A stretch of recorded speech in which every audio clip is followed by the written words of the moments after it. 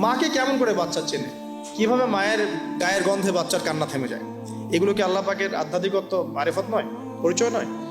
তো এগুলো খেয়াল রাখতে হবে। মায়েরা যখন বাচ্চাকে প্রতিপালন করবেন, ব্রেস্ট ফিডিংয়ের আগে বিসমিল্লাহ বলতে হবে। সে তো বিসমিল্লাহ বলতে পারছে না, আপনাকে বিসমিল্লাহ বলতে হবে।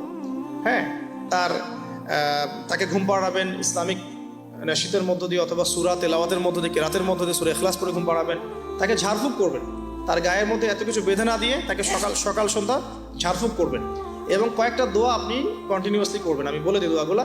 একটা সূরা আলে ইমরানের মধ্যে আসে, সূরা প্রথম দিকে আছে।